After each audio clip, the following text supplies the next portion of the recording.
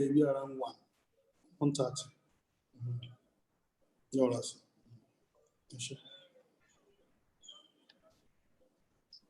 Anybody?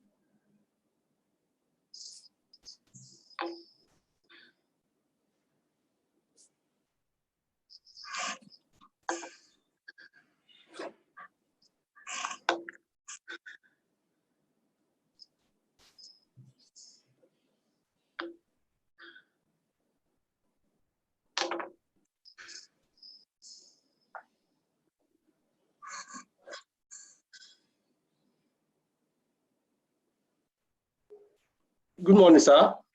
Morning. Good morning, sir. Good morning. Thank you for joining us. Yes, thank you. Sorry, sir. I'm joining a bit late. Yeah, you just told me about it. I'm so sorry. Okay. Mr. Futai will take over the proceedings immediately. That's fine. Okay. All right. Okay. All right. Mr. Futai. Yes. Before we go on live, good morning, my doctor. Yeah. Good morning, the panelists. We're actually waiting for Dr. Teriba and understand is here now. So, yes. Like I've spoken to the other panelists before, the agenda has been posted. I don't know whether We have all received the agenda, and the agenda will have the open remark by the moderator, introduction of the panelists, general review by each panelist, question and answers, and wrap up by the moderator. The panelists will be expected to give short talk, between 2 and 5 minutes, on their own take on the survival strategy that should be adopted in the real estate sector during and after the COVID. Then later on, we'll take question and answer. We already have some questions submitted, and I've asked the DG to share the thing with us. It's an expo. We have an expo. I believe some other questions will be coming up too. And in the course of discussion too, I'm sure you guys will be raising some issues that needs to be considered. We're thinking we should not spend more than 1.5 hours, between 1.5 hours. I can also confirm that so many people are online, participants are online. That is it. I would also tell them the housekeeping rule. Part of the housekeeping is that they just send their question under the Q&A button, to send their question and answer. As panelists, we see those questions, we begin to parry them. I believe it's going to be a rewarding time. Thank you for coming around. I believe we're going to have a great session. Thank you very much. Maybe we have questions from the panelists before we start. Any clarification that we require before we go ahead? I think everything is fine. So let's just go ahead. Okay. So Femi, Lekon, can we go live now?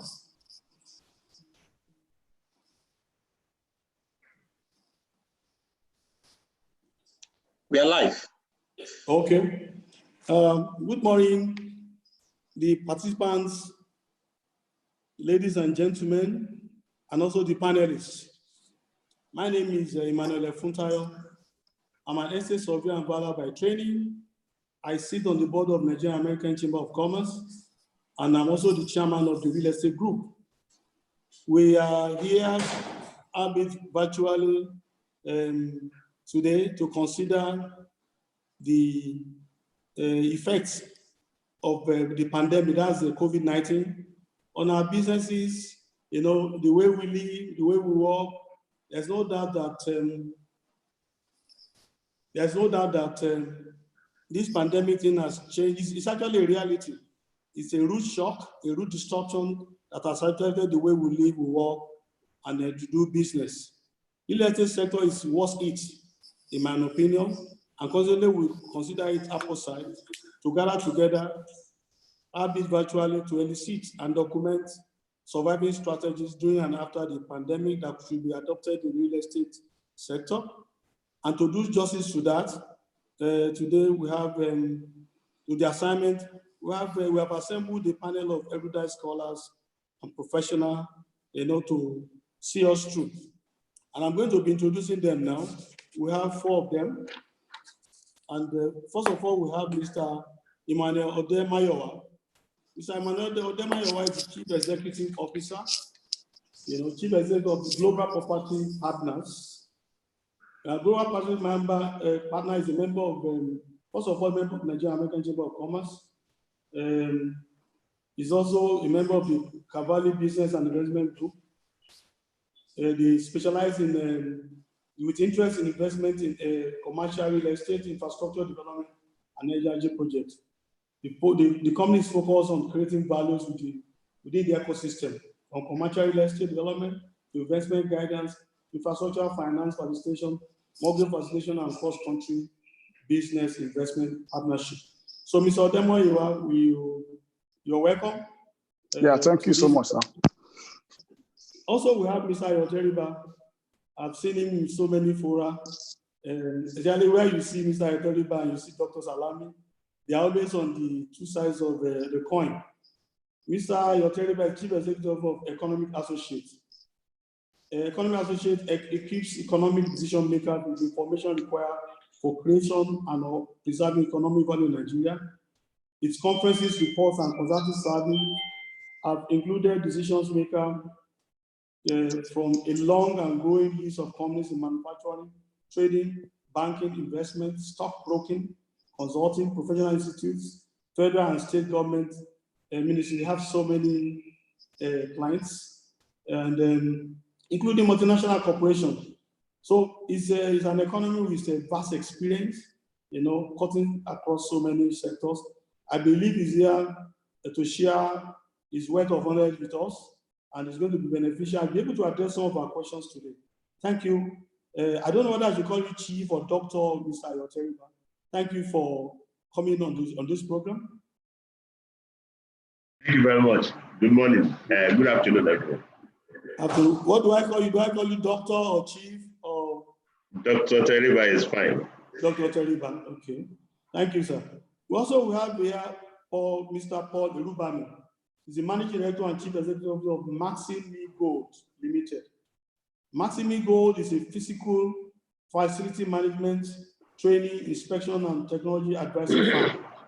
The company works with multinational clients as well as Nigerian organizations seeking to optimize costs, achieve sustainability, and develop their human capital in the facility management sector, providing practical, result-oriented advisory services that translate into immediate ROI for clients with more than 50 years combined facility management experience. And let me say, he's worked with so many organizations, including AlphaMeet, before he started his own company. He's an engineer, and but his training is one of the few certified, I don't know whether they ever up to two, trainer by IFM in Nigeria. So Mr. Paul Erubami, you're welcome to this webinar. I hope we'll be able to benefit from your vast experience in this area. Thank you. Thank you so much. The pleasure is mine. And the last but not the least is my colleague and also friend. We have to call him within the shortest time possible, and we've been able to oblige us. His name is Mr. Benga Ismail. He's the principal partner of Ismail and Partners. Ismail and Partners is one of the leading firms of chartered surveyors and real estate consultants in Nigeria, with tremendous wealth of knowledge and diverse experience in the real estate sector. It was founded in September 1973 by the late Otumba Tade Ismail, an active businessman who believed in and exhibited strong character traits such as integrity and professionalism, a principle which have formed part of the firm's core values. Ismail and Partners stand on a solid foundation, firmly rooted on the principles upon which it was established. The company is a partnership of forward-looking, proactive, and dynamic people with expertise in real estate. You're welcome, Mr. Ismail. Thank you very much. Good afternoon to everyone. Thank you. So now that I've introduced the panelists, let me just come up with some rules, housekeeping rules. The panelists, we have so many participants there now. We have the Q&A button for you. As we are going on, if you have any questions, apart from the one that have been submitted, please keep them coming. We shall address them. Also, in the course of the webinar, we will try as much as possible also to address some of the questions through polls. So you'll be seeing some polling going on, and the results will be posted. Thank you very much for coming here or joining us on the webinar. I hope we're able to address some of your concerns and issues.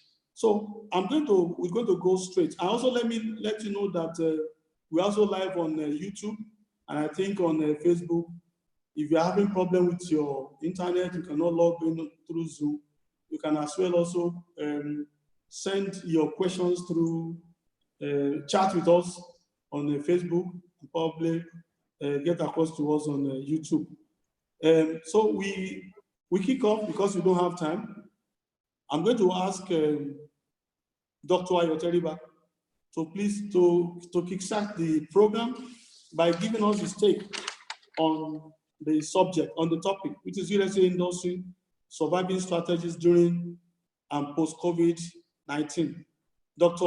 Teriba, please. Right. Well, thank you very much, Mr. Moderator, Emmanuel Fotayo. Good afternoon, panelists. And good afternoon, ladies and gentlemen. I'd like to, Mr. Moderator, that it may be more appropriate to let a estate insider take the first time. We're here to discuss the real estate sector. You alluded to that the COVID-19 pandemic has on the real estate sector, but you didn't, substantiate it.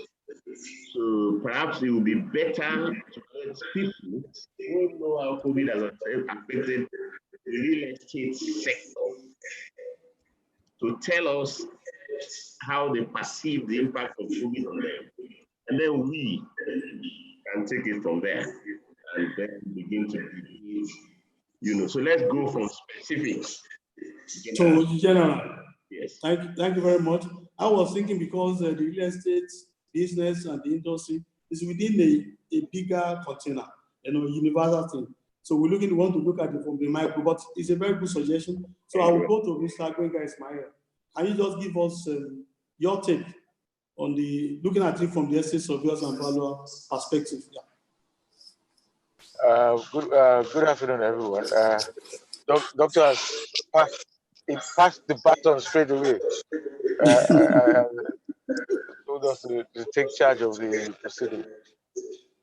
Thank you, everyone. We're looking at the issues of COVID as it impacts on sorry, I'm in transit at the moment, so you see my vehicle moving. As it impacts on real estate sector. But when we say the real estate sector, it's wide and varied from the actual asset and also stakeholder perception.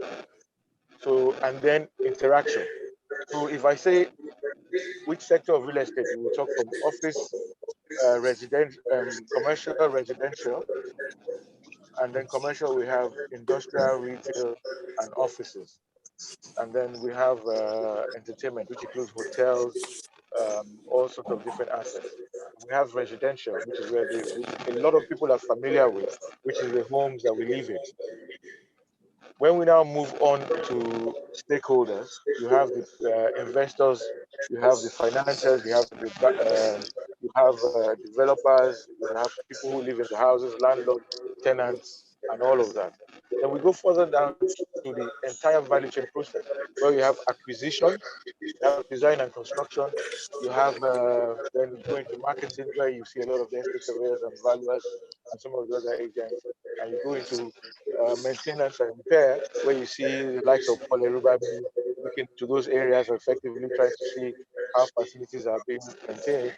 And then you go into the full cycle situation again of the consultant, whether you go back into the development and go back to acquisition. So that's the full cycle of real estate that we are going to examine and see how COVID has impacted on the entire process and the stakeholders. So immediately we look at it, what happened? What COVID do? COVID is a health situation.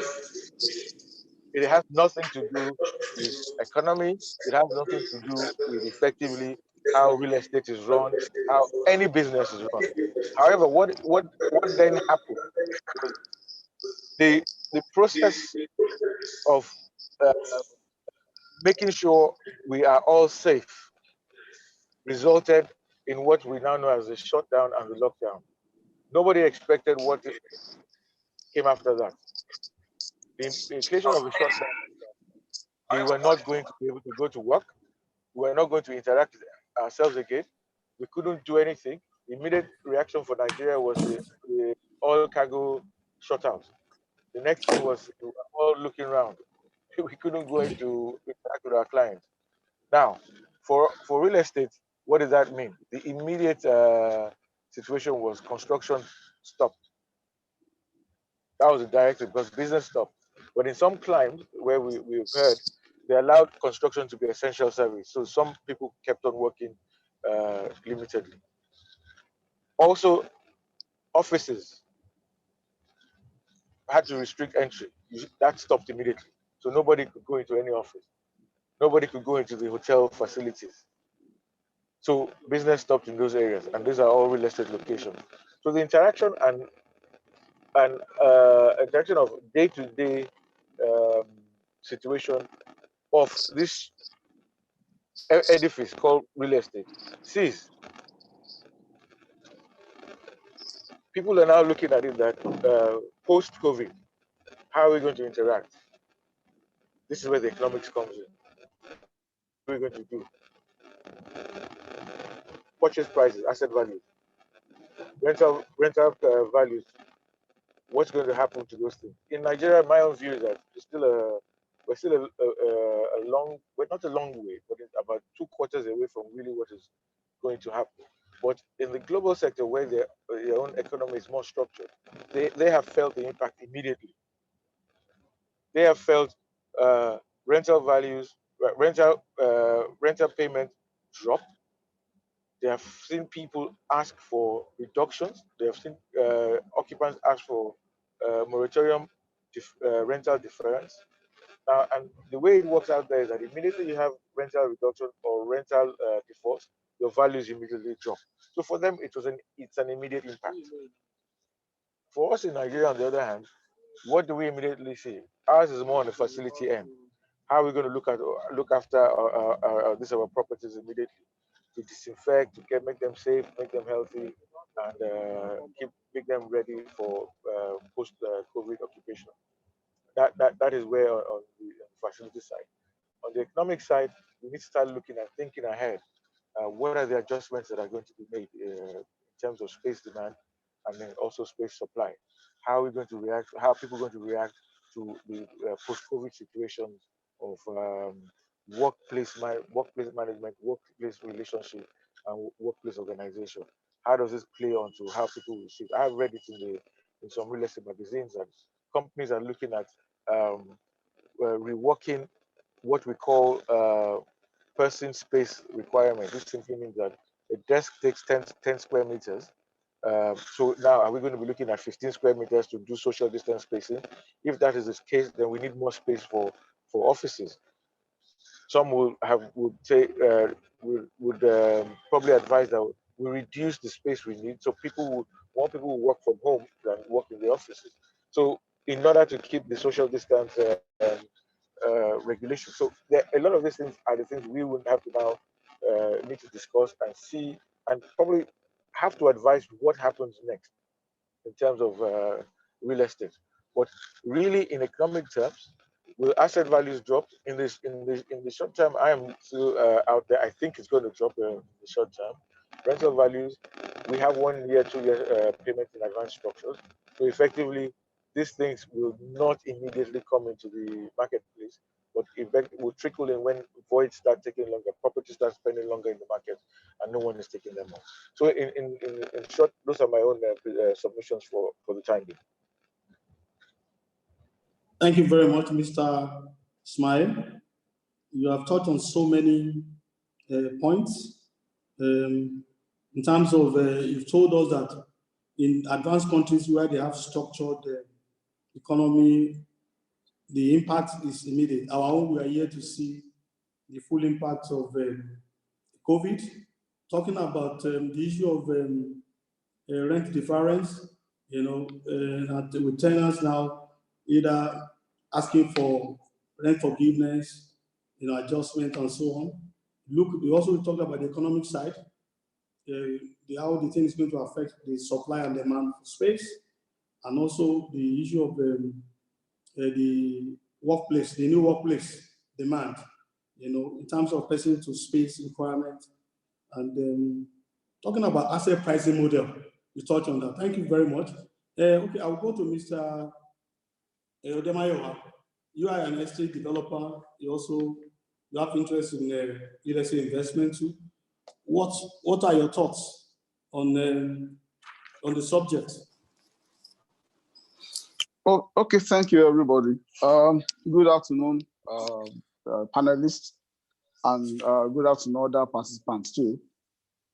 So from the point of view of a developer we develop residential projects. We also have about 1 or 2 commercial projects ongoing as we speak right now.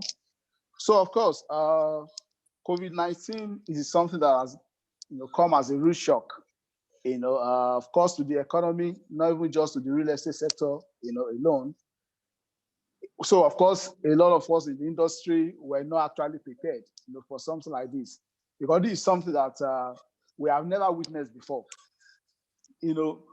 So, but at the same time, for every business, that knows its onion, it's always very important that you know how to react when you encounter situations like this. Like I said, it's unprecedented, but of course, we know what we're doing. So I want to focus maybe on the development side of real estate. So when COVID-19, came to Nigeria, of course, before the full lockdown was introduced by the government, initially, of course, there were some steps that were taken by the Lagos State government. So from that time, we saw that what we had on our hand was a major issue, and of course, we must put a lot of strategies in place to be able to combat all the unforeseen circumstances. So the main thing that we're actually concerned about was construction. So for us, the way we operate, we do construction, but at the same time, of course, we also do marketing. We do a bit of facility management as we speak. Some of our projects are actually completed. We either manage it ourselves or have some people some other companies that we partner with, to manage them. So when we saw what was coming up, we actually had to spring into action. Especially, I want to start from the marketing side. So for the marketing side, as everybody knows, real estate is a physical transaction kind of. It's not something that you can fully do like 100% online. But again, when we find ourselves in a situation where we had lockdown, and of course, staff could not reach out, to prospects. We could not conduct inspections as I went due. We have to hold, some very important meetings, and we came up with strategies. There was a way we did it that we had to move our business, online. So we have a subsidiary that we came up with. The subsidiary right now is still in incubation, but the strategy. So as I'm saying it right now, I know it's something that some other participants and of course other companies in the sector can also learn from. So we have a subsidiary right now that we have come up with that is going to take care of real estate marketing 100% online. In terms of inspection, in terms of reaching out to people, we are even going to have a system in place that's going to be like Uber. Where if you need the service of any agent or any of our agents, at any point in time, you can just click on the app, and the app, takes you to the nearest agent to you. So and the agent handles everything that you want. You can conduct inspection virtually. The agent goes to the site, conduct inspection via Zoom and other, maybe so there's some other video apps right now that are also being put into use, for conducting inspections. So for us, we have digitalized, marketing of real estate. So apart from maybe using Facebook, using Instagram and other online platforms, the app that we were able to develop, within the group, has actually gone a long way, to help us, doing our marketing. So for us, in that way, we've been able to address all the issues that have come up, in terms of COVID-19 and the attendant and lockdown. Now, I want to talk about construction. When the lockdown came up, of course, like Mr. Agbenga Ismail said, in Nigeria, especially, the first major sector that was first adversely affected, was the construction industry. Of course, all the sites, had to be closed down. All the engineers had to be sent home and all that. But again, we're also glad that the government also saw it, as the right step to take, by making sure that the construction, industry was part of the first sector that was open. Immediately the government started, the gradual lifting of the lockdown. So as we speak right now, we have protocols in place, to work at the construction sites, and construction is going on very well. But of course, we do the usual social distancing. But I have to confess to you, it's not really easy. And one of the things that's not really been easy is, the use of mask. You are telling engineers that are doing, heavy works to be using masks, on sites and all that. That has not been easy. But as much as possible, we have made sure that, we follow all these regulations to make sure that works are going on, on our site. So I'll talk again a bit generally about real estate, especially in Nigeria. Of course, the industry has been affected, but I can also say to you that the industry has not been that affected.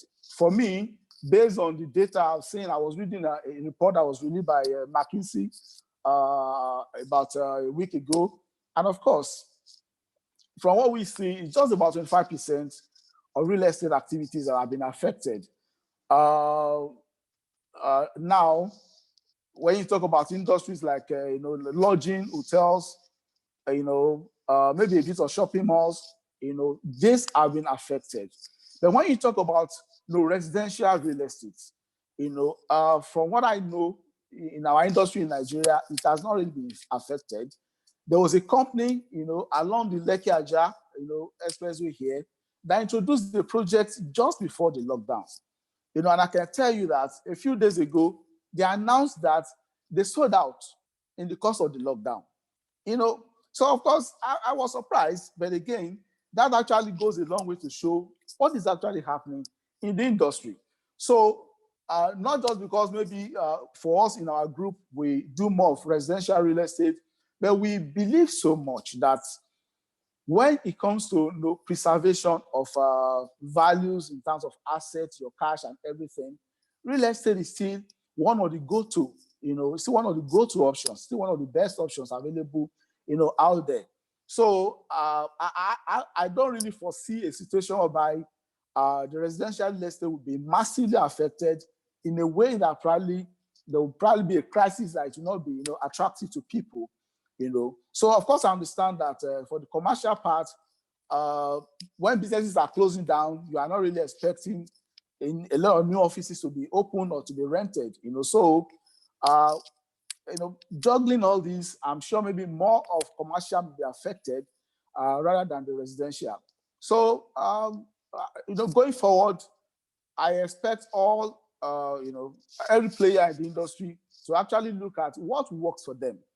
So like I just said right now, we have come up with something that works for us. We are still going to formally launch it in the market so that everybody can see it. Thank you.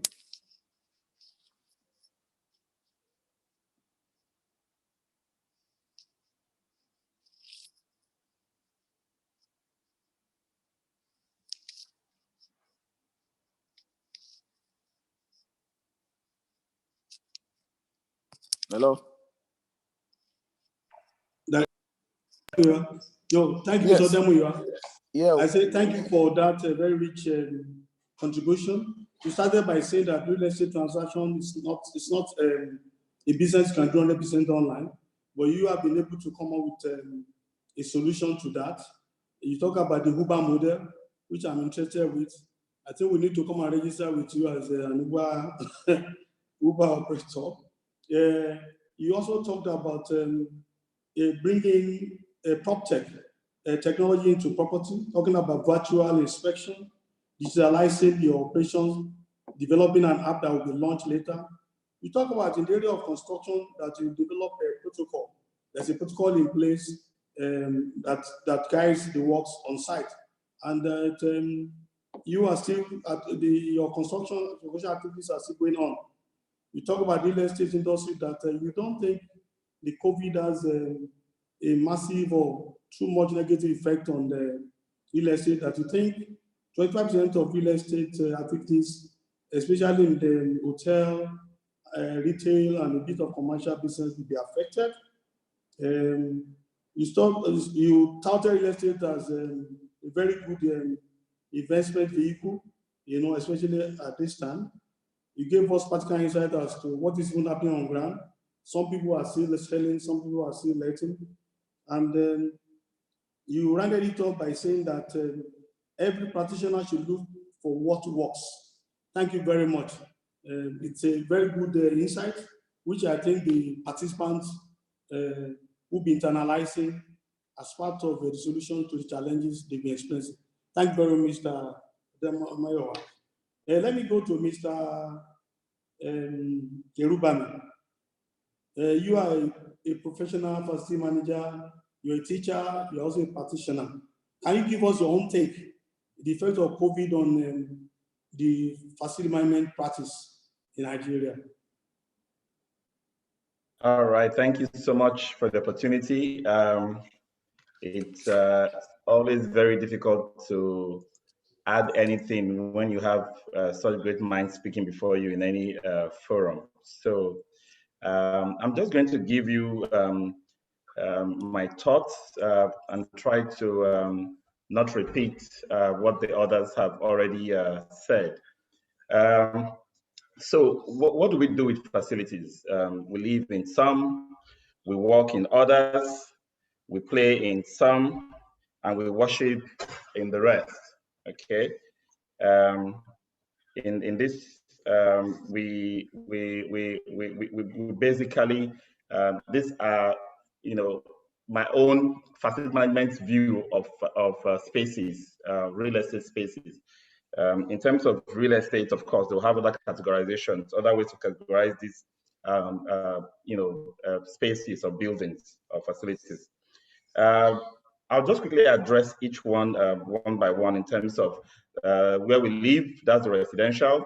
There will be no impact from COVID. If any, there will be an expansion in that sector. Where we work, there will be an interim impact, which will be negative in terms of wholesale shutdowns, evacuation of properties, workspaces, gradual return, followed by physical distancing requirements, and then there will be a kind of rethinking of the entire workplace strategy going forward. So in the interim, it will be okay, fine. There will be a reduction, there will be negative impact. But in the long run, I think at best, current levels of growth will be restored in about 1 or 2 years' time, mainly because physical distancing will not be reversed. It's not something that is going to be reversed, so that we can start having this clustered open office environment and workplaces that are crowded. I'm not sure we're going to go back to those anymore in the future. So yes, the workplaces will come back to normal. Play in terms of hospitality, entertainment, there'll be a lot of changes. It's going to be longer term shut-ins, reductions for tourism and all of that, because people will not see those as, they will not see them as essential to risk, exposure to a virus out there for. And then for worship places, of course, there'll be changes. The expectation is that in the long run, there will also be some level of control. So worship houses with large crowds may have to deal with multiple shifts or sessions to manage. I don't see a reduction in the long run, because of course they'll still be occupied and maybe used for more of the time, unlike now that they're currently used for shorter few hours a day kind of arrangement. They could be used for longer hours. Okay, so I look at the ongoing evolution in terms of shifts in workplace. What we used to know as the traditional workplace is shifting. So as facility managers, we need to begin to think about workplaces beyond the places designated in the offices, factories, and other locations. Workplaces have now crept into our homes. So we've heard of work from home, now going to be a part of most organizations' workplace strategy. Basically, what this means is that a large percentage of workers may be required to work from home for a longer period. Okay, so workplace management is no longer the workplace that we used to know. Is going to extend to our homes. Even schooling, there's going to be a surge in homeschooling using technology. So while residencies will, expand to accommodate these, workplaces may contract temporarily, but go back to normal with physical distancing. What it means is that the spaces will be utilized with fewer people. Technology trends are going to come on. As digital transformation was not taken very seriously in the real estate and FM industry for a long time. Most organizations don't have software for managing their facilities, don't have other technology for managing their facilities. Most construction and real estate developers have not embraced a building information model to gather data and model their buildings for cost efficiency, for clash detection, for coordination of work, and then for facility management in the long run. A lot of things that have been taken for granted because we could do things manually and we could all come up and show up every day is going to change as well. And then for the facility manager, it's no longer going to be business as usual. All operations that have run or gone on without an emergency preparedness plan or a business continuity plan, we need to be revisited. Standard operating procedures for life safety, because the focus now is going to be shifting to more of well-being, productivity of the individuals, life safety, and things like that. The risk that this has thrown up that show that most people were not prepared is going to take us to a point where facility managers will now need to go back, to the basics and have proper emergency planning and business continuity plans that incorporates these type of situations. Okay, so from not having business continuity plans to actually having business continuity plans with current realities in terms of how this kind of pandemics can come up with a sudden onset and change our lives forever. This has to be considered. And so in terms of coping strategies, there will be need to retrain and reskill for the current realities. Not only the current realities, but we need to future-proof our work teams. So teams in every industry, all the way down to agriculture, need to embrace digital transformation to some extent. I was very impressed with Mr. Demayowa talking about how his organization is, going that route of digital transformation to do their marketing. Beyond marketing, operations, production. There's a lot that we can go invest in technology to take care of, that will help us cope in the coming, nearest future.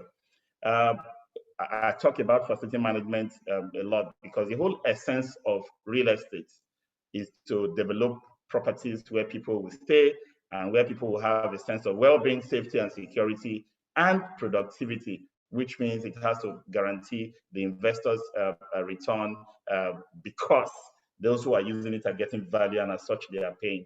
So FMs will have to go back to the FM body of knowledge and really understand that real estate is a product.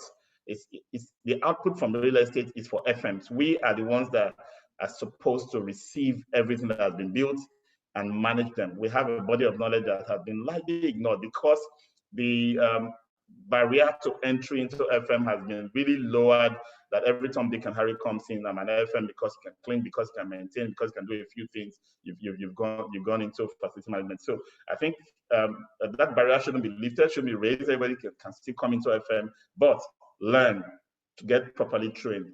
The level of care for workers, their well-being and their productivity needs to be elevated. This is very significant now, coming from what we have seen. Even the whole idea of people being able to work from home Many organizations couldn't really get their heads around the possibility of providing what is required for people to work from home. Okay, so we have epileptic power supply, we have internet infrastructure in very terrible state. We thought it was okay until we actually had the pandemic and we got stuck at home, and the requirements, the need for internet use increased, and all of a sudden you now need to have 5 or 6 networks backing up each other because there was no reliability, and it was really, really terrible. Even the entire economy was kind of in shambles. We were not prepared.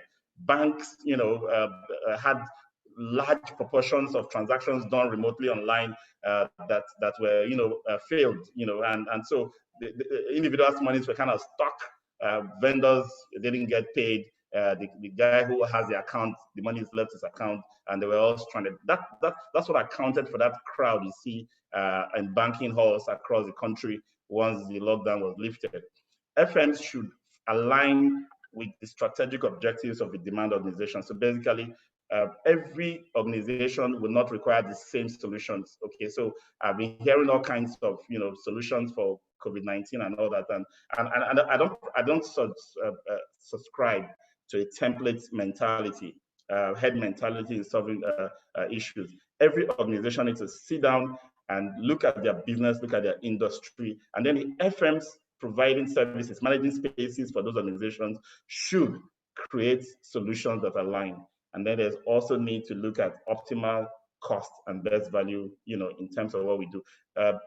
Funds coming into organizations are going to be reduced. Cash flow is going to be impacted because there are a lot of shutting and fewer reduced productivity. There are estimates that the economy will shrink to the extent where we might go into another recession.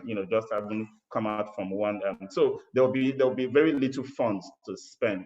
And as soon as inflows drop, what do businesses look at? They begin to look at their costs. They begin to try to control their outflows. That's where the best value mindset needs to come in. We need to start beginning to show that what we are providing in terms of solutions to organizations are actually going to be worth the buck that they're going to pay for them. Then I look at processes. We need to have standardized processes. I know that construction have done a lot in terms of putting standardized processes. So you could work with different teams for different stages of the construction process. In FM as well, there are standard processes for safe work methods, permit to work systems, operational systems that need to now be put in place so that if Mr. A cleans a space, for example, it's going to be the same standard as when Mr. B cleans, because they both followed the same set of processes and activities. And now we are looking at contamination and decontamination, and I see a lot of fumigation going on across the country, and I'm just wondering where did we lose it? Where did we get to the point where we are trying to use a dumping of chemicals everywhere to take care of viruses on surfaces, or such solutions? We cannot create more problems. So we need to think about the processes that we are deploying, and there are simple disinfectants for cleaning that will ensure that the viruses are kept from surfaces and increase the frequency of those decontamination. We also need, as an industry, both the real estate and the FM industry as one, needs to harness and share data more within organizations and across industries. There's hardly a benchmarking process or system in our environment. People seem to be running from pillar to post, doing whatever comes to their mind, whereas there are best practices that have been applied, implemented, and produce value for some organizations. I think we need to find a way to have an operational benchmarking tool set up where we can all contribute our experiences, our data, and then those data are analyzed and produced, which ones compared for which ones have produced the best value, so that others can just subscribe and use those data to make decisions in the organization. I've talked about business continuity. This is now a compulsory requirement. We can't run businesses the way we've been doing doing. You know, we wake up every day, we take it as it comes, right? And then all of a sudden, something big like this happens. You know, we meet emergencies every day. I mean, I see buildings burning down. I read the news.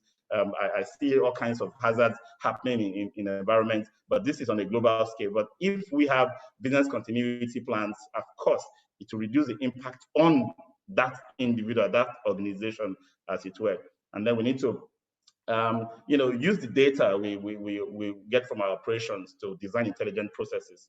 I've talked about technology briefly. I'll just highlight this a little bit. We need to invest in remote monitoring, Internet of Things technologies, because in the past, it looked like these technologies were very expensive. So we did everything manually, and when we can't get to site or get to the location, we are stuck. I think we get to we need to now look back at these investments, and I can tell you, most investments in technology today have reduced to the extent where you can have less than 2 years, you know, payback period in terms of value for your investment. And then so software, energy efficiency, waste management, cost reduction, all of this can be enhanced through technology. And then information dissemination and communication systems also needs to be taken seriously. So in terms of navigating the future, I'll just summarize that all industry players, both in FM and real estate and property, need to be tech savvy, start considering things like software as a service, virtual servers, Internet of Things, BIM, energy management system, video automation system. These are things that we need to begin to embrace now as part of our future forward-thinking mindset. We also need to begin to focus on service-centric approaches.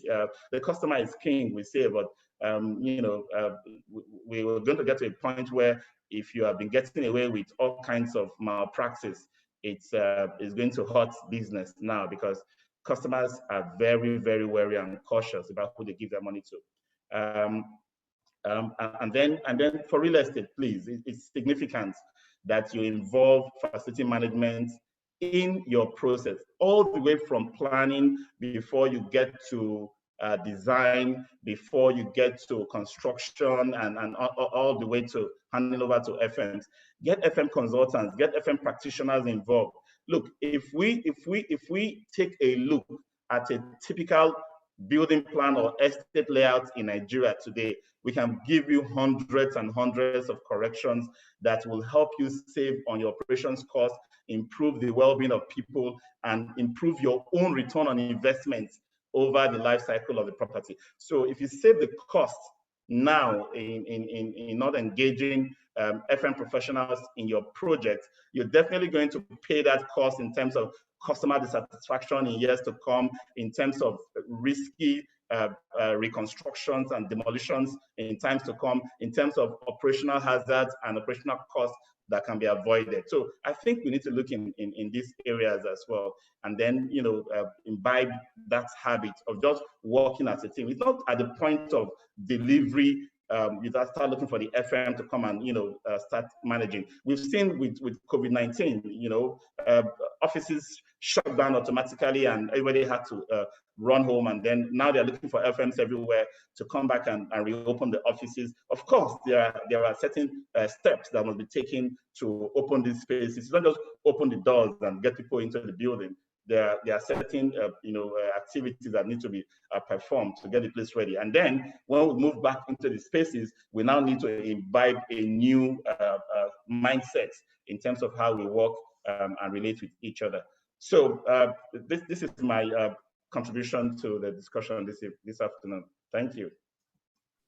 Thank you, Mr. Rubani, giving us a great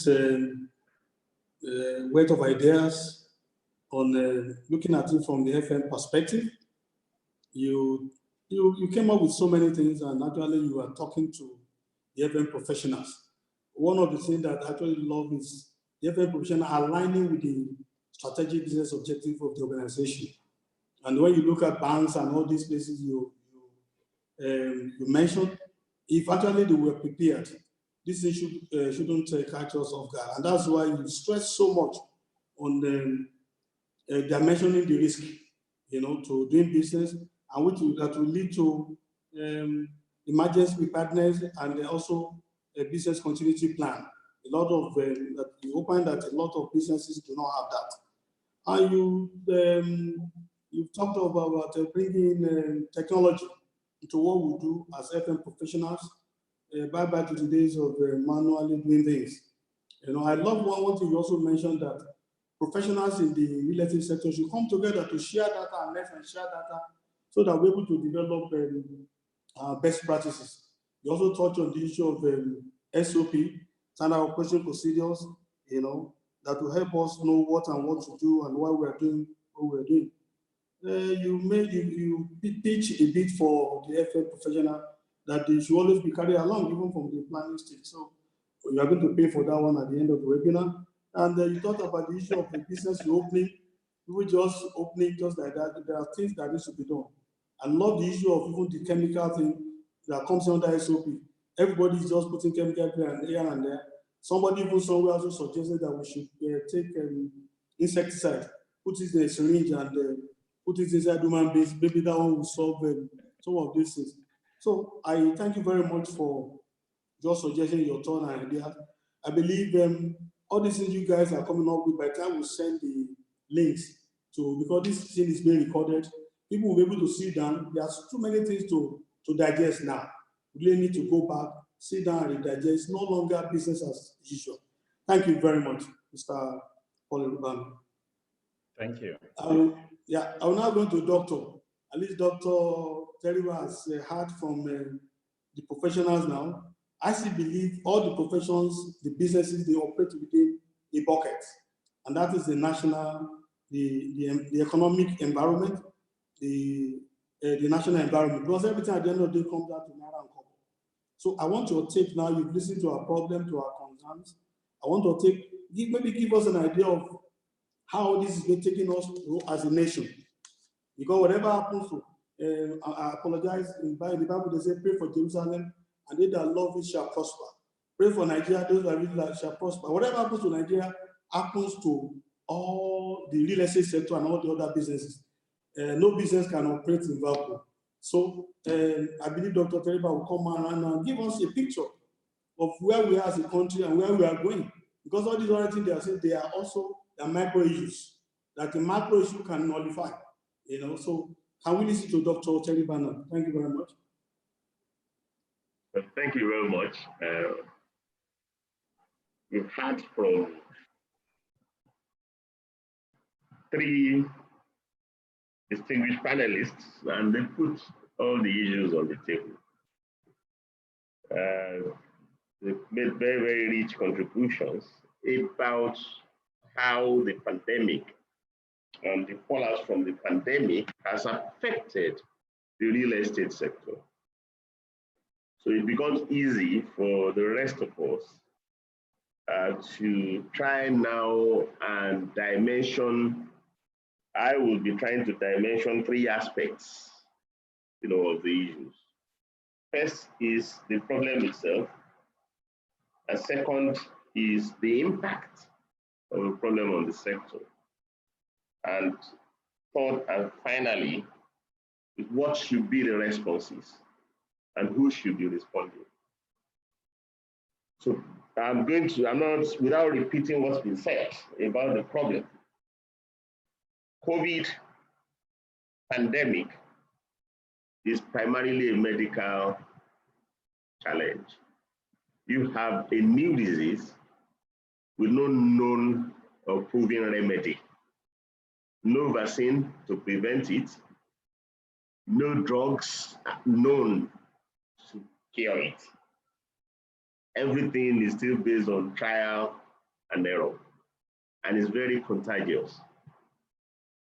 And it could be fatal, although the fatality rate is still in the order of like 3 to 5%. Now, when you have a disease without remedy, you are left with no option than to physically contain the spread. And that's where the lockdown, the social distancing, and the rest of it comes in. But the only way to contain the spread of a disease without a cure is to avoid being infected. And it is the lockdown, the social distancing, the global disconnection that affect these spaces in the ways that have been described. Now, let me say, in transiting from the problem to the impact, there's a big problem that we need to grapple with. And that problem is uncertainty. Even as we speak, that we've been in lockdown throughout the month of April, and we have continued in May, and we started lifting off partially. No one is sure, okay, at the end of the 2 weeks that the government has said, let the partial unlocking continue, are we going to move forward, or we might find things that are scary enough that are going to make us, for Nigeria, for the United States, for Europe, for any country, there is uncertainty. And the uncertainty is primarily about the likely duration of the pandemic itself. If the pandemic is brought under control today, life may well go back to business as usual a month later, 2 months later. But as we speak, even as we are trying to look at what's the impact, a key problem that you have to grapple with is that the epidemiology of this pandemic is uncertain. And therefore, the impact necessarily is uncertain.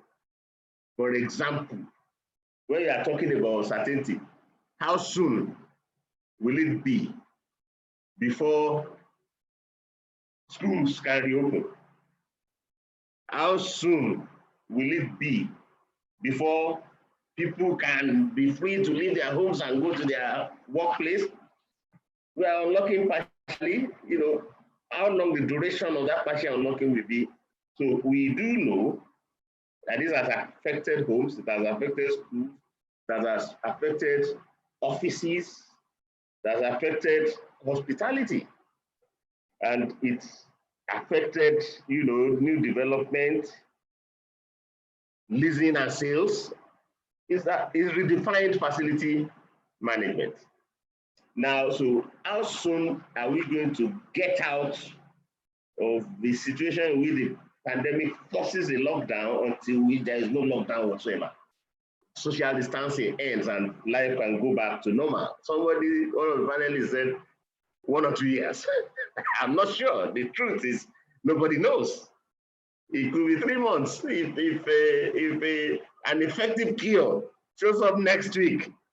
And in 2-3 months, everybody is back, business as usual. If there's an effective cure, if the Madagascar, organic, is proven by the World Organization, World Organization to be effective, then it'll be short. We can go back to.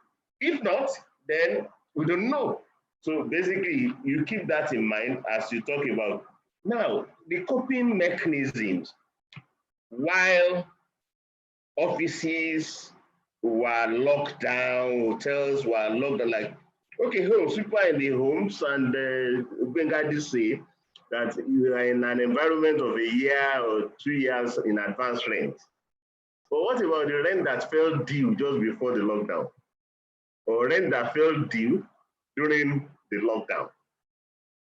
No landlord, it's like, you guys, even creditors give moratorium to their debtors, and landlords, I don't think any landlord is going to go and make noise on any tenant during this period. So it's, how long will that last?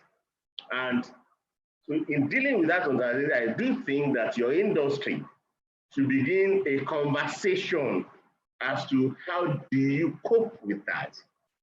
You don't leave it up to individual landlords. You don't leave it up to individual tenants.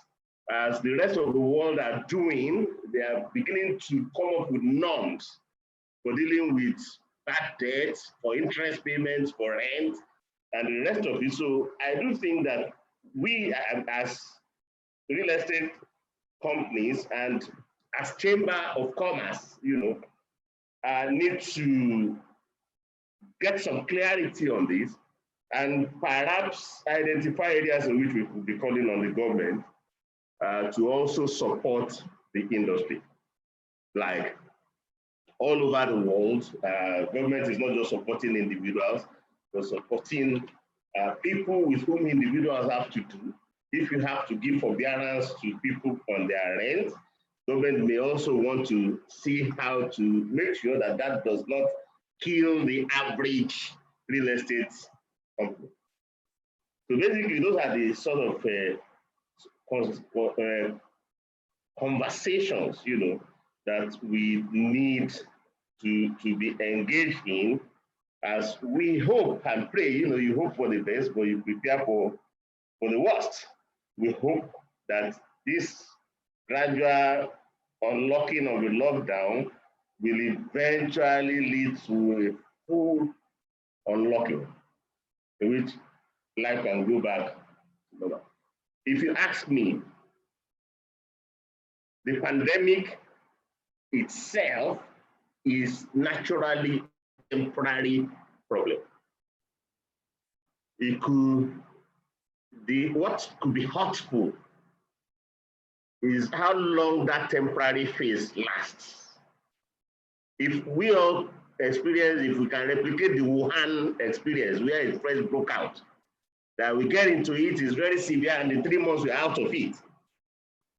So it would have been short-lived and the damage will be minimal. But if it's temporary but it lasts a year or two, then that temporary problem might inflict permanent problems, like business failures, you know, like loss of jobs and the rest of it. So let's hope that as it's looking like, you know, the day is breaking, that the day will indeed break. We will not reverse back to the night. And then our conversation can then center around how do you manage, because if the pandemic ends today, transition back to schools or to offices or to hospitality businesses or to sports events or to event centers and the rest of it is not going to be, it's still going to be gradual. So we need to, you know, sort of talk more around those transition management, especially how to deal with the sound downside as it affects individual tenants or individual companies, so that it does not snowball and affect the entire industry or the entire country. Very, very, very broadly, those will be my initial interventions. Thank you, Dr. Teriba. You are very close to the kingdom. You speak like a property practitioner too, and you've been able to address some of the concerns. Dr. Teriba gave us a framework comprising of 3 elements: looking at the problem, looking at the responses, looking at the problem impact, the responses, and the responsibility is going to be responsible for what. And he came out with the fact that the major problem is uncertainty of when this pandemic is going to go away. We can plan, we can do business continuity. It has to be predicated on sanity. You know, we don't know when this is going to go away, and that's actually the problem we have now. For example, we want to know how soon can school reopen. The issue of leasing, sales, you know, the problem coming from the situation. Also looking at the coping mechanism, he suggested that the industry has to begin the conversation instead of leading to individual tenants, individual operator conversations addressing the issues. This conversation will generate norms that can be practiced and can benchmark what is happening in the other clients. We must be able to get clarity for when we get clarity, be able to advocate. Maybe government also has to come in to support this industry, because whatever we contribute as a sector also goes to the GDP of the nation and the well-being of the nation. He said the pandemic is a natural, temporary problem, but the way we respond or we react to it will determine whether it's going to transform from the temporary to permanent. And so that's just a synopsis of what you have said. But the major takeaway is, as an industry, we should sit down and begin a conversation around the impacts, the impacts of the COVID, and how we can actually respond to it. Thank you very much, Dr. Teriba. Let me say before we go on that the National President of Nigerian-American Chamber of Commerce, Otumba Toyi Akomolabe, is also online. He's enjoying what we are doing. Maybe I just give him 1 or 2 minutes before we go on. Actually, we spent more than an hour now. You know, we are still enjoying it. We just, after that, we'll take a few questions. We round up because we promised ourselves by 1:30 we should be able to go. Because I know we have busy panelists and husbands. So I will, Otumba Akomolabe will come in now. Just say 1 or 2 things and then we go on with the program. Thank you, sir. Thank you, Dr. Teriba.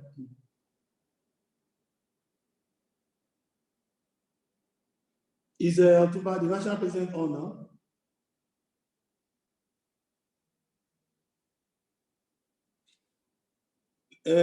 DG Lekon is the national. Can you put on the National President?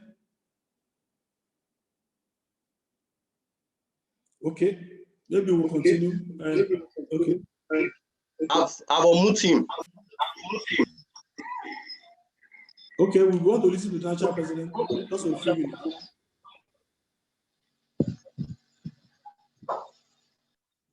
Mr. President, please.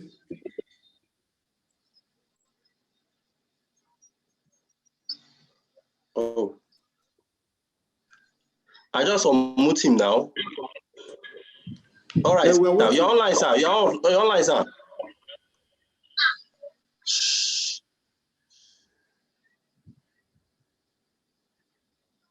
Can we listen to Mr. President? I'll call him. I think I will call him now so that we can go on. We can go on. I think we can go on, sir. Okay. I'll call him on phone when he's ready, sir. All right. Thank you. Mr. Ismail, are you still there? I know you are moving from place to place. Is Mr. Ismail still there? Yes, I am still here. Okay. I'm now in a stable position. Thank you very much. I believe it's not only negative that we can learn from the present pandemic. As a practitioner, what are the opportunities that we can look into, or opportunities we can really appropriate, you know, in this pandemic? What other areas can we benefit from the pandemic as a real estate practitioner? Well, if we're looking at if it's opportunity we're looking at, we have to understand from our own perspective. I mean, the immediate opportunities, lessons, or things that come from it is one from the real estate sector is that how we interact with each other. Again, if we recall many years back where there was the what we call the sick building syndrome, there needed to be an adjustment. So from this pandemic, it means how our buildings arranged for better health purposes and interaction. How do we protect those who come into our buildings? That's one opportunity developers, builders can take from this. Now, this is from the actual asset point of view. I'm not going to move into the negative is really from the point of view of financial and economics. So we can move that. How do we relate in the buildings when we come in? So developers like Mr. Ademayo will have to rethink maybe how he puts his buildings together to prevent such circumstances: air filtration, air management, environmental analysis. So those are some of the opportunities we are able to think through right now in terms of building. In terms of on the financial side, there's not much we can effectively do if this thing should hit us.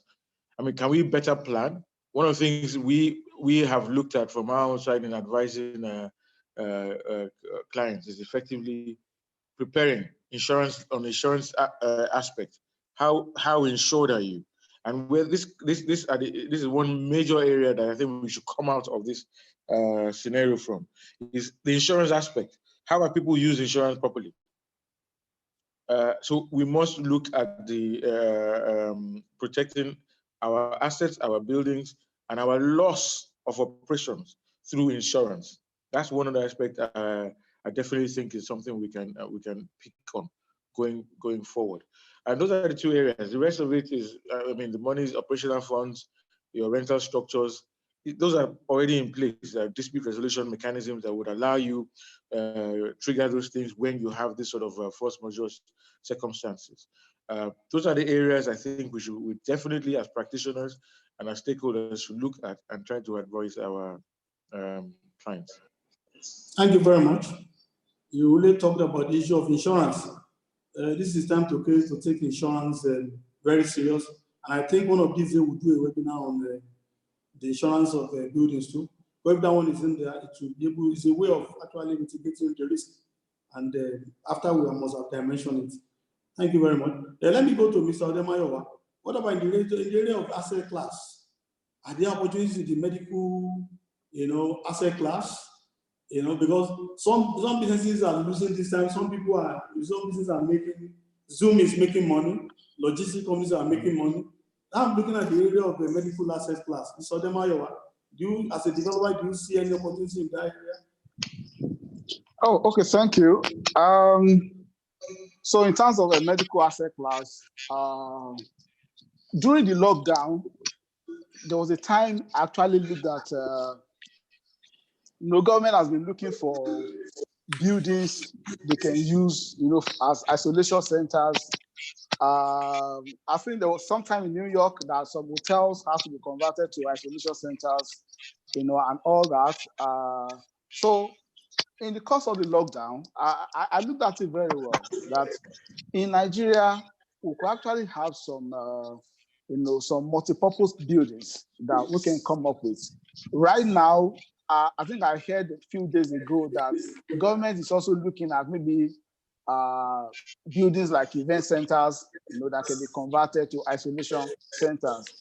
But in any case, I wouldn't know if government will be paying the owners of the event center for it, or probably government wants to take over and use such places. But the truth is that in any case, we don't pray that the pandemic should just continue the way it is. We don't pray for it to continue for a long time. But in any case, what has happened during this period of COVID-19, is that we have experienced a root shock, a root awakening, in the industry. Like we said, something that we never expected to happen. Now, it has happened, and I think it will almost be a crime if this happened and we go through it successfully and we're not able to learn good lessons from it. So like you said, in terms of medical assets, one of the lessons that real estate investors, whether developers or even financiers, have to learn right now is the fact that we have to be looking more at that angle. So not just hospitals alone. In other climes, there are some buildings they call convalescence centers. So not necessarily there is going to be hospitals and all that, but there are buildings where probably when people are recovering, they can go to, and it's going to be a period of recovery for them. So developers right now, with what has happened, I believe we can learn a lot of lessons in that direction and see how we can come up with such structures. So talking about real estate developments, I also believe that when we are building our estates, so right now, most of us, what we just do is that we build the apartments, the houses, and of course, maybe some recreational assets and facilities. But of course, nobody has ever looked at the angle of maybe having like, clinics, within estate, especially if you have major estate, you have probably a number of homeowners and residents. So, and I think that this could also be a good one. 2 days ago, the Commissioner for Health in Lagos State said that going forward, most of the cases that are not critical, for COVID-19 will be treated at home. So if that is the case, I'm not sure we are going to have a situation where somebody tests positive and such a person can easily be treated in the midst of his immediate family, where this family can easily be affected, So I think it's going to be a good one, really, if most of us in this real estate sector can think in that direction and look at, apart from just, like I said earlier, building us hospitals, could we also come up with some ideas where we can have some, some buildings, that will address such issues, where people can go and convalesce, how do you call it, where they can go and recover where they are sick, or for something like this, especially in terms of isolation, where people could be isolated. But like I said earlier, it's not going to be like something we do free for government. If we build it and the government has to make use of it, of course, government will have to pay for it so that it will be a source of revenue, to the owners of the business. And at the same time, I also expect a lot of hospitals, to come up, going forward. The COVID-19, like I said, came as a real shock, and we saw the kind of deficiency we have, especially in terms of our health facilities. So right now, I believe going forward, we are going to see a lot of construction activities, financing activities in real estate, especially in terms of hospital buildings going forward. So I think that's where I see it for now.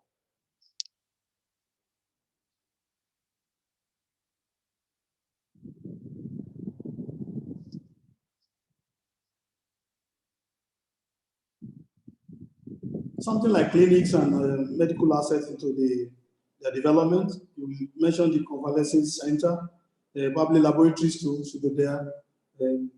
Well, thank you very much. You also find there are opportunities to be taking the medical asset class, because a lot of people, they face residential, retail offices now. But there are some areas of the sector, logistics, asset class, that is warehouses, hospitals. You can do maybe especially hospital or whatever, and they ask me to come and visit. Sign contract, long-term contract with owners, those who require the thing, build it for them and develop. So I believe this thing will take us to a new level in terms of real estate development and investment. Thank you very much. Let me go to Mr. Unfortunately, we don't have time. I want to go to Mr. Rubani. If someone has been in our building, someone has been in our building test positive for COVID-19, what can we do? Mr. Rubani, somebody has visited one of the buildings you are managing, and the person subsequently has tested positive. What can we do as a facility managers? Mr. Rubani, are you there? Okay, yes, I am. Thank you. I got the question. So there are basic protocols that have been advised by NCDC, by IFMA, by IWFM. The first thing is to isolate everybody that the person has been in close contact with. Now, that he has been in the building does not mean that everybody is infected, okay? You have to identify those he has been in close contact with. And those people need to isolate immediately. And as soon as they isolate, you need to conduct testing for everybody that used the building within the period that this person is suspected to have been infected. The whole idea is separate, first isolate, then test to separate those who are infected and those who are safe or healthy. Then you do a decontamination of the facility. Basically, for me, decontamination is no big deal. It's just to make sure that you improve on your cleaning processes. People have turned decontamination into all kinds of big projects. They become the opportunity to scoop money from both private and government organizations. Just change your cleaning processes to take care of hygiene and then clean with disinfectants. You could introduce ethanol-based cleaning solvent. You could introduce a steam cleaning solvent. But bottom line is you are cleaning with focus not on dirt only, but on microbes, viruses, and bacteria. Okay, so once that's done, then you now adjust your cleaning procedure to increase the frequency of cleaning for common places where people lay their hands, chair handles, tabletops, computers, telephones, switches and sockets, door handles, the things that people will normally touch easily. Then you will now work on individual behavior. This is the key fighting strategy. You must be able to work on individual behavior. So everybody in the building agrees to certain frequency for hand washing, to certain behavioral changes in terms of how close we get to each other when we are interacting or talking, and then obey some of the regulations, or at least the regulations stipulated by the government. I've heard about a regulation in Nigeria that insists on us putting on face masks, though it's a risky proposition, but if it's in the law, we don't have much of a choice. Just that use it during exposure to people. When you are alone in your car or alone in your house, I don't expect that you put on face mask. Or if you're in a private office where nobody is sharing the space with you, I don't expect you put on face mask. So you don't breathe in carbon dioxide and carbon monoxide, and carbon dioxide, I think it is one of the carbon oxides, and then cause oxidosis that is going to cause all kinds of medical complications and weaken the immunity and kill the individual eventually. So the steps are simple. Basically, isolate, test, and then disinfect.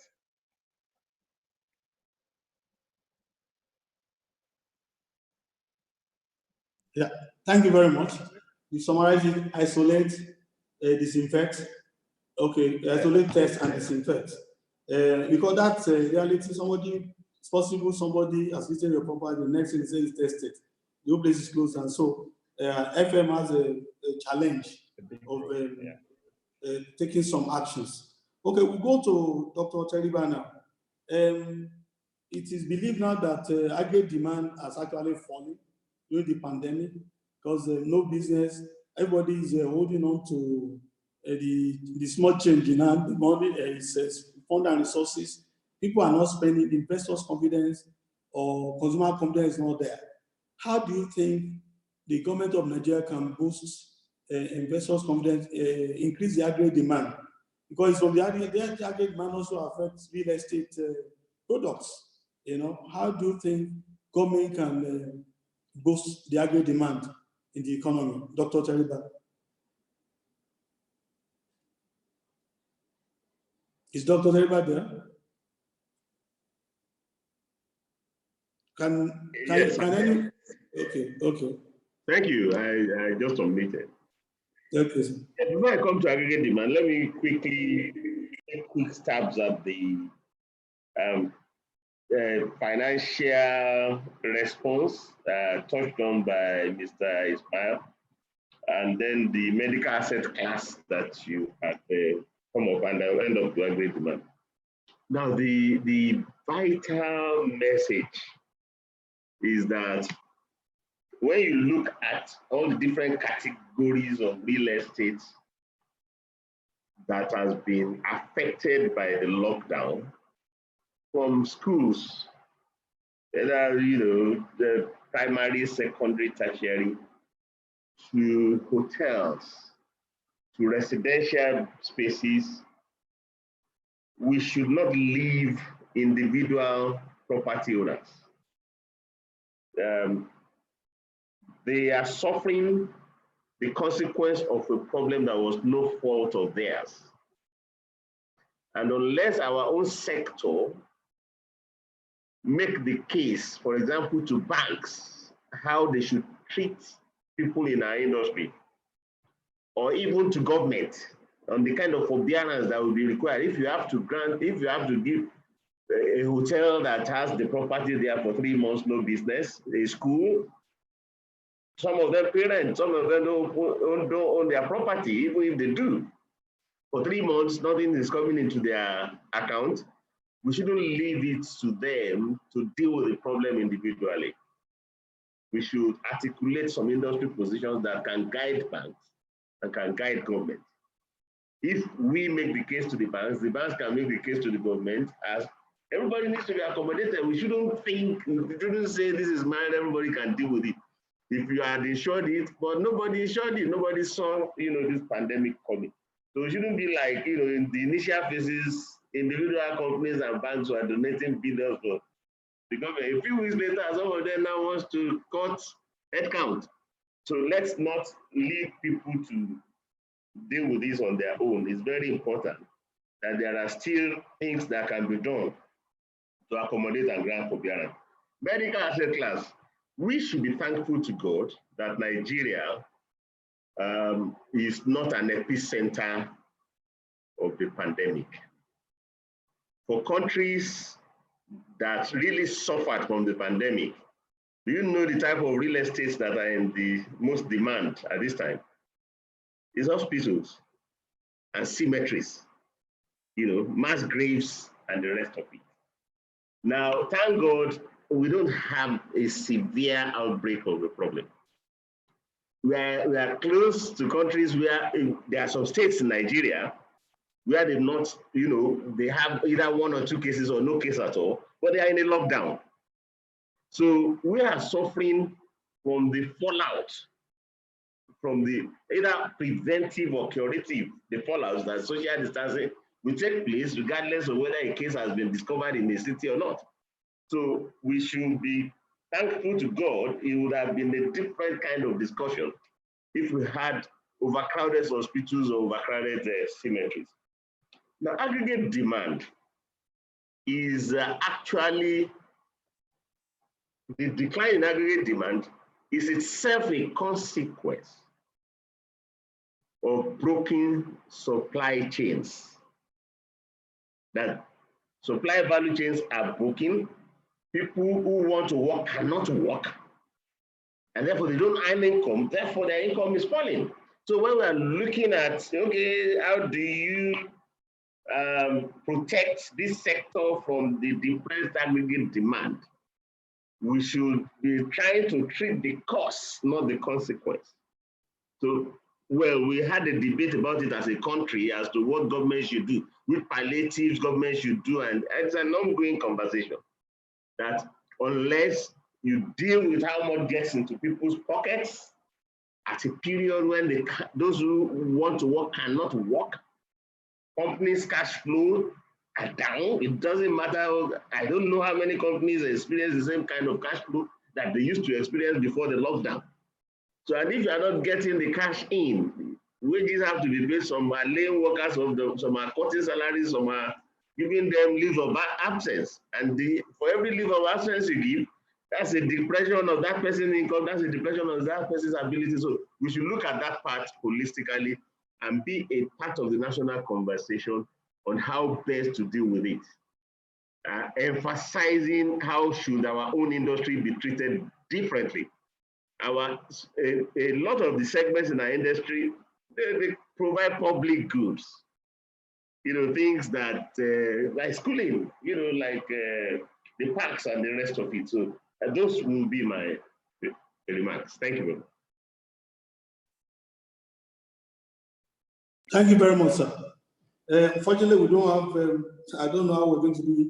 We spent exactly 1.5 hours now, and we have barely touched on the issues at stake. I don't know.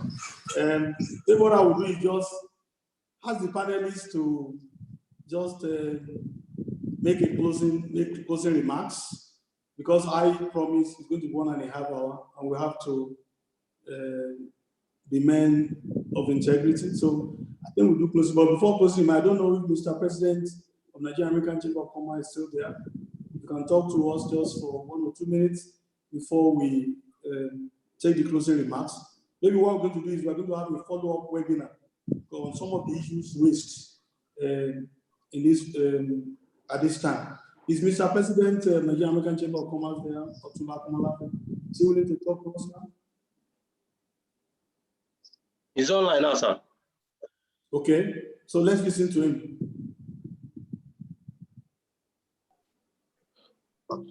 Have you unmuted him? Yes, yes. Mr. President, sir.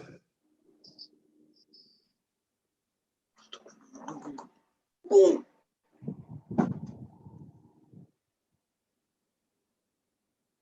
Mr. President, is it there? Let me call him on phone. Okay, I think we will go ahead because we're exceeding time. So let me start with Mr. Gbenga Ismail.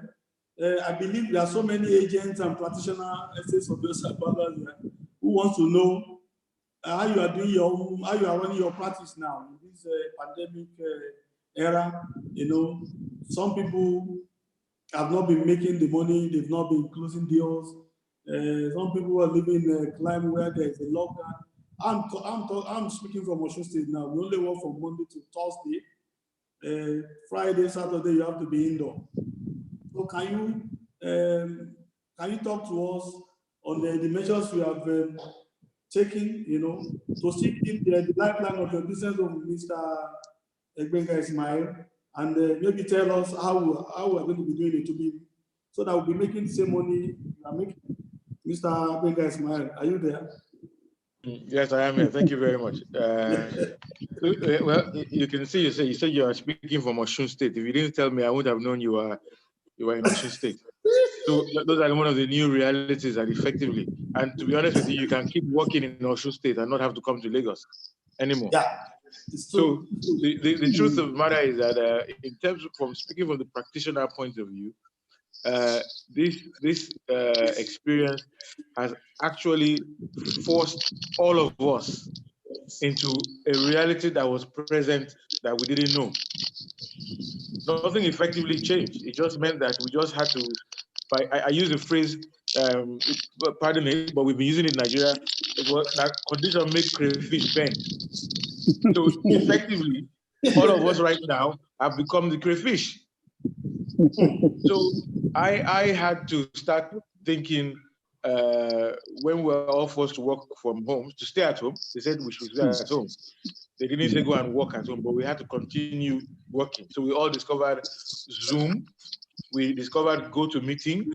We discovered all these collaborative technology tools.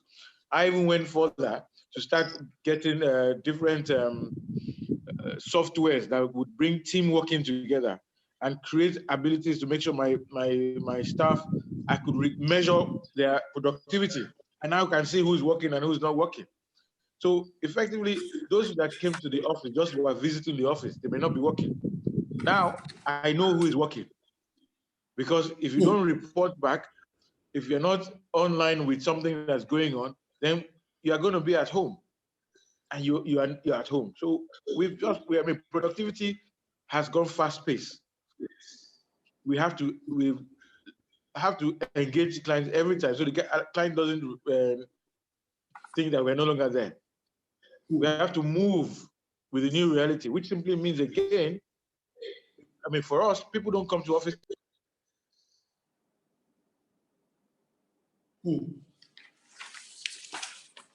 Making changes of these certain realities. I am even thinking, like I say now, as I said earlier, offices will change. I am debating that, do I need to be in the office to carry out my task? But of course, working from home is not as comfortable, as convenient as working in the space. So I may need to be able to just get maybe a smaller space that I can check in and check out, closer to home, and effectively now start using that and have team locations. One of my professional colleagues outside of the country said what they were doing, advising one of the bank clients in the country in Ireland, was that the banks now have surplus space. They don't need all the branches anymore. And they've created the surplus spaces as virtual offices close to locations where people live, so that you can just come in, clock in, use their infrastructure, pay for it, and go out. So the bank saved money because they didn't have to close down those branches for banking facilities. They closed down for banking facilities, but reopened it for virtual service offices. So those are the transitions that people are making now to make sure that they are in tune with what has happened. The strange thing is that it was always there, but we just didn't realize that these things were available for us to use. Now look at all of us in Zoom. So I don't know where Paul is. I don't know where Doctor is. But now I know you are in Osun State. and actually work in Osun State. So I think that's basically how we're doing. And we hope that we can continue to make the same. And cost, if we carry on that way, costs will come down.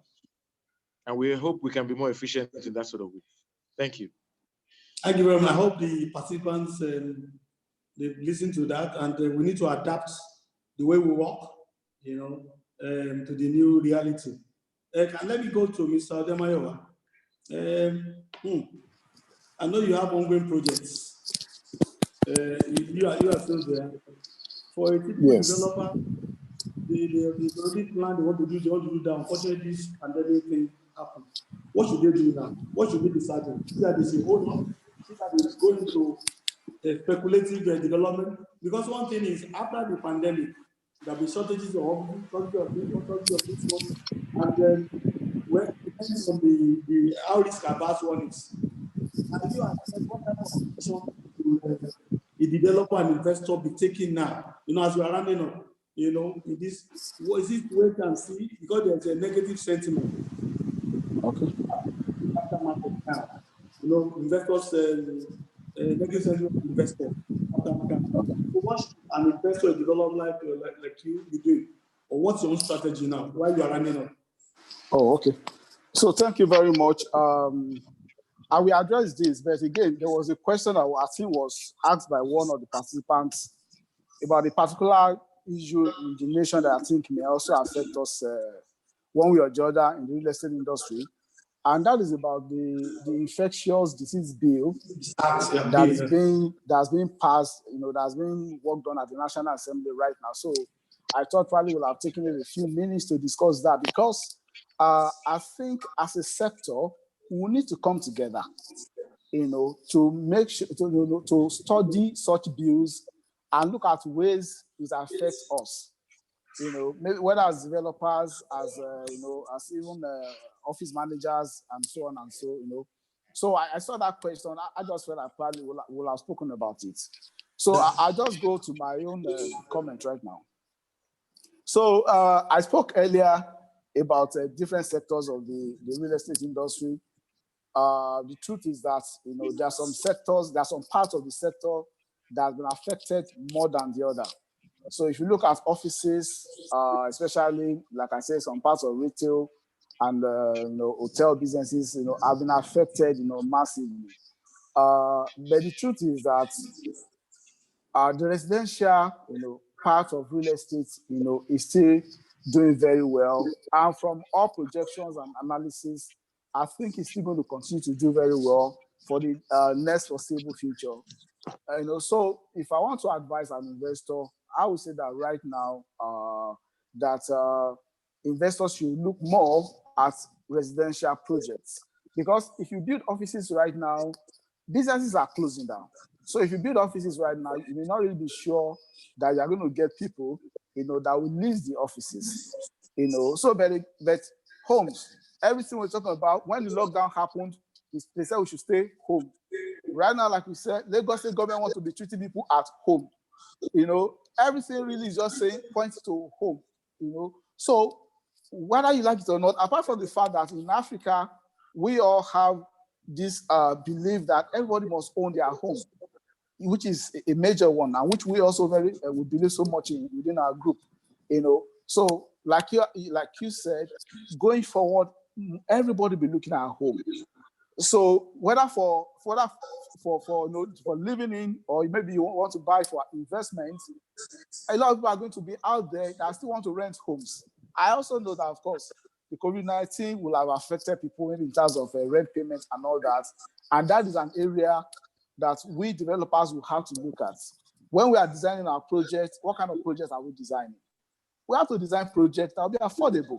So, of course, as I'm talking right now, we have projects in major parts of Lagos. You know, we have Victoria Island, we have in Ikoyi. But at the same time, we have come up with good strategy. Immediately the COVID-19, you know, started. We come up with good strategy to look at some parts of, you know, Lagos, you know, and see where we can come up with affordable projects. Because when the economy, you know, goes down, the Minister of Finance said a few days ago that towards the end of this year, the economy is going to go into recession. we just came out of one. We're just smarting, from that one right now, and now we're being projected to go to another one by the end of this year. So every business that knows its onion has to strategize in that direction. So for us within our group, we are working on projects, towards the outskirts of Lagos, even Lagos by the expressway. We are doing projects in those areas. We are doing the Lekki Ajah side. We are doing, but at the same time, we are still doing our projects in Victoria Land and Ikoyi. So what we believe is that the market in places like Victoria Land, Ikoyi, and Lekki, they are not going to come to a halt. They are only just going to slow down, maybe until the market, gradually picks up again. But for the meantime, to ensure cash flow, every real estate investor should look at, where the money is right now, and that is we call it the lowest rung of the market, so which is the affordable homes, So for us, we are going so much into that right now in terms of even selling lands, building bungalows and terraces, homes that will be affordable, to an average Nigerian. Of course, we're also trying to work on how we can get a lot of mortgage packages, mortgage arrangements, for people, because when people lose their economic powers, when they lose their purchasing powers, of course, they need to be helped by institutions around them, by the government and private institutions around them. So we are working all this, putting everything together, and we believe that it's going to come out very well. I also spoke the other time about an app that we are going to launch.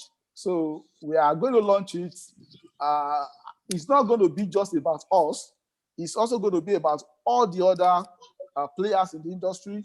So for somebody like Mr. Agbenga Ismail, don't worry, we are going to help you in a way that you can work from home, so that, and for other players in the industry as well. So this app will be launched. We are going to make it, we're going to be in the media and everywhere and make sure that everybody is aware of it. And of course, I believe that once we do that, of course, other players in the industry also will toe the line and find a way of us working and maximizing opportunities during COVID-19 and post-COVID-19.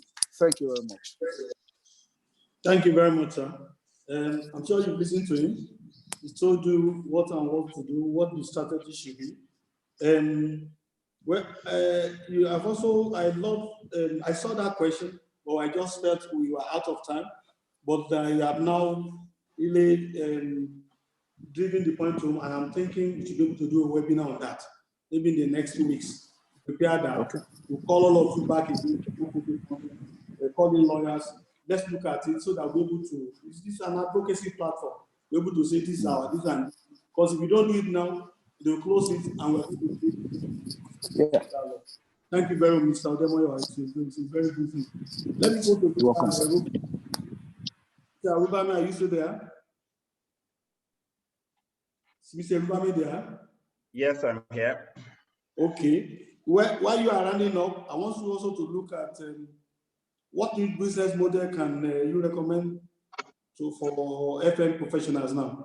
The line, what is happening, I believe service expenditure is going to be cut, to be reduced. They are going to be working within the barest minimum cost. There will be resistance to payment of service charge.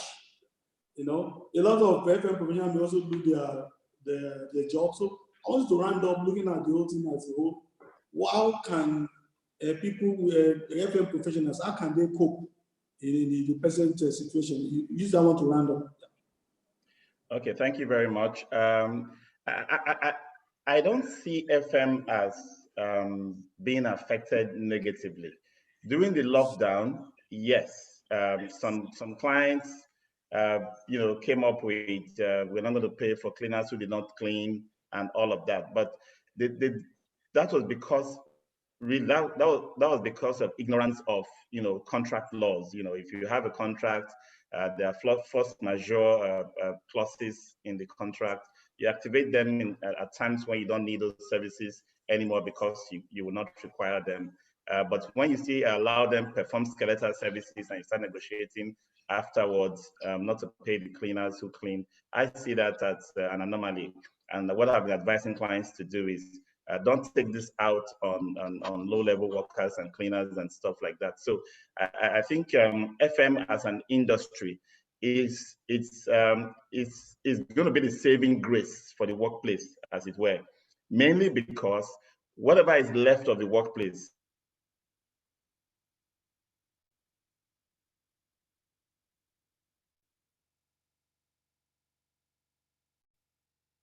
whatever he wants going to make this possible, be an FM industry that's going to dwindle. That's the reality of the FM industry, because humans will still live in places, whether residential estates, commercial, whatever type of spaces humans decide to switch into, FMs will be available to provide the services. But the thing is, FMs need to be more value focused.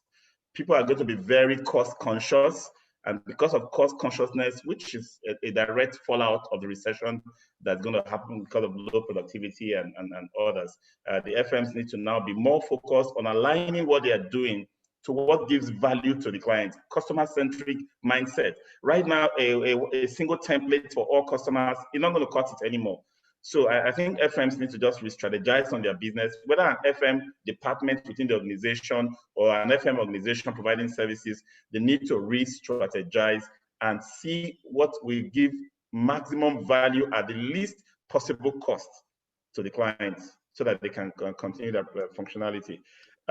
Just a quick, just a quick note on the positives from this pandemic. The Earth, Mother Earth, has been very, very much blessed and relieved. All the destructive practices in our environment and in our world operations have been reduced drastically, and the Earth has calmed down substantially.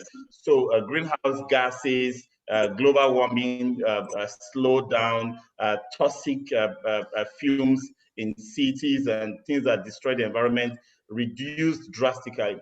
And because of this, if we can get back to work in a new normal that does not involve the breakneck frenzy of destruction of the earth, now that we are thinking more of sustainability, I'm sure we can get our productivity back up, but no longer with the kind of impact the earth was receiving in terms of fossil fuels, greenhouse gas, and global warming. So I think that that's a good thing that's coming out of that. And the second thing is, we're getting into a real estate environment where prices, due to the boom, it was a supplier's market.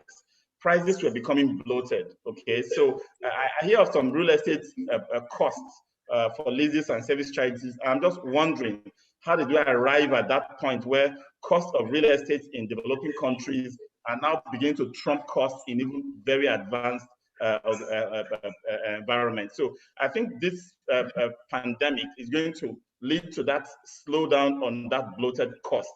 And organizations, of course, because they're going to go out of business if you don't reduce price for them anyway. So it's a lose-lose scenario for the developer and the business. So the business simply says, look, I can't pay those costs you are charging right now, or because I'll go out. And then if I go out, you lose as well, because you get vacancy rates go up. So I think there's going to be some balancing acts coming from that, because we're going to rethink how we put costs. We're going to focus more on value. And then that points to another item of focusing too much on commercial considerations when developing residential and other developments. We need to look at the margins, the profit, what's going to come out immediately, without thinking about the well-being. So sick building syndrome, poor ventilation, rising damp in buildings, all due to shoddy construction practices to get the maximum buck from every development.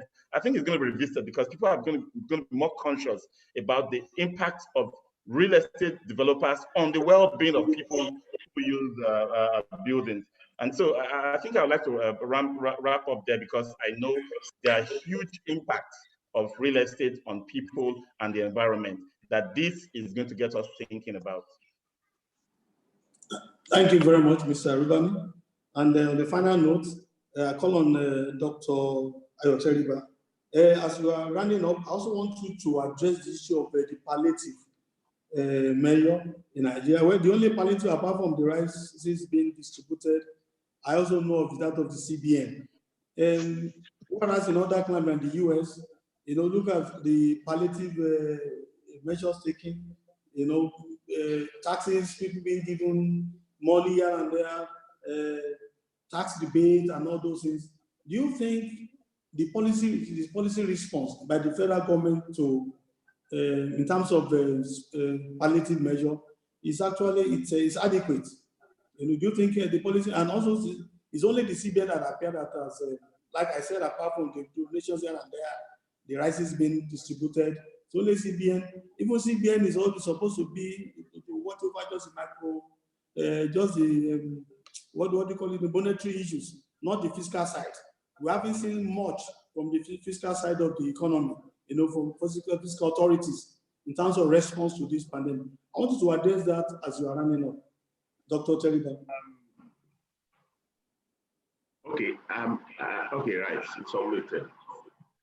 Well, very quickly, in terms of palliatives, mitigating the negative consequences of the lockdown.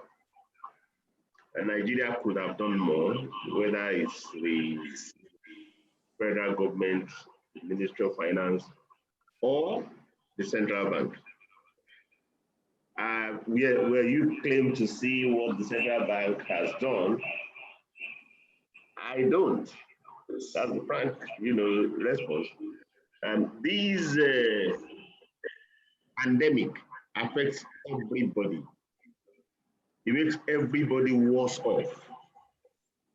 So the attempt by the federal government when they started making palliatives to say we have a database of the poor and vulnerable, which was a throwback to the pre-pandemic database. So we are going to concentrate on giving palliatives to the people who are known to have been poor before the pandemic, and not the people who have been made poor by the pandemic. Because of the pandemic. People who could have walked and cannot walk. All of us are locked down. I mean, the president locked down 3 places: Lagos, Ogun, and Abuja. So you should have concentrated your palliatives on the people you have stopped from working. But you locked down one part of the country, you are distributing, so we could have done better. That's just the truth. It's not about criticizing ourselves, it's about telling ourselves, and it's not still too late. The way it's done in other countries, it applies to all. For example, in the US, people are getting paychecks. Blanket pronouncements have been made on forbearance, either on mortgages or rent, etc. We haven't said anything about those here. So something that you will do that will touch everybody. Not saying I've distributed so many billions, only you know who you have distributed it to. The central bank, if there is any agency that can reach the generality of Nigeria, even the government should have been relying on the central bank to, as a student in England in those days, I got free credit that I didn't, apply for. I could automatically overdraw my account at 0 interest rate. So if you were interested in like for everybody, you could do automatic mechanisms like that.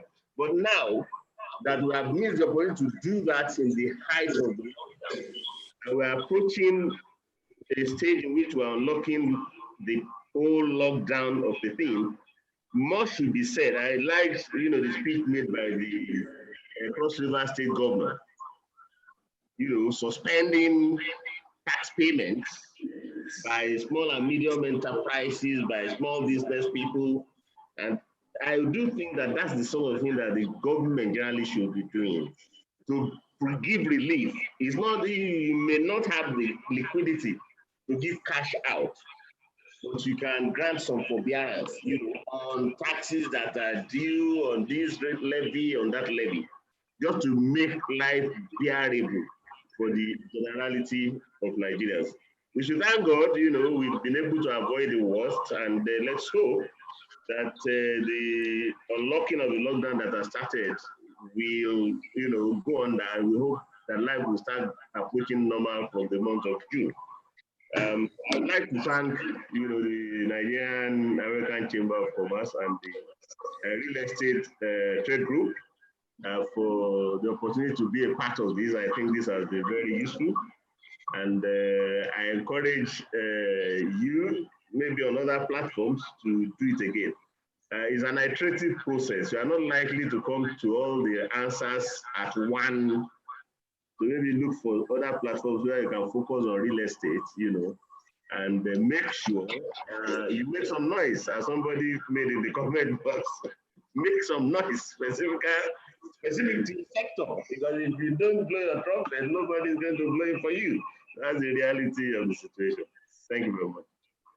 So thank you very much. Let me thank Dr. Teriba for that closing remarks. Actually open our eyes. Say once I was blind, now I can see. I can see so many things in the area of advocacy. We've taken to that. Dr. to be Ademayowa, a citizen developer. We thank you for coming and sharing your thoughts, and we really benefited from your wealth of experience. We're going to call all of you again. So like Dr. said, it's a line up online, preset up on preset. We have to be scoring this time to time. Mr. Rubami, thank you very much. Starting to foresee my name. Mr. Adwega Ismail, who is supposed to be at home, but it's an essential worker going from one place to the other. We thank you very much for even finding time to come online and discuss it. Like I said, we're still going to call upon all of you. Thank you, my president, Nigerian-American Chamber of Commerce, for making this possible. Like suggested, I will try and work on it. My group to look at maybe in the next 2 weeks, if you can look at infectious disease in the this bill. I'm calling it developing a real estate sectoral response. I want to look at that, get that. We're going to come back to all of you. If there are other topics we need to explore that we have not explored now, please send them to us. There are so many questions that have been submitted. I cannot address all. If you have questions, keep them coming. We send them to the panelists. They will give you written answers to this. And this is Nigerian-American Chamber of Commerce. If you want to join the old bilateral chamber in Nigeria, the sectoral group, and the chairperson. So join the group. Once we'll come together and continue with the advocacy. Thank you for everyone. This webinar has been recorded, so you can make requests, because so many panelists are going to us. We'll have paid millions and millions of naira to have request for the recording so that you sit down and digest. Too much for me to digest now. So thank you very much. God bless Nigeria. Stay safe. Put on your nose mask. And when they say stay at home, God bless you. Thank you very much. Thank you. Thank you. Thank you, everybody. Thank you, panelists. Thank you. Thank you. All right. Thank you. Bye-bye. Bye. Thank you. Bye-bye. Thank you very much, sir. Really appreciate it. Thank you very much. Thank you, sir. Thank you, sir.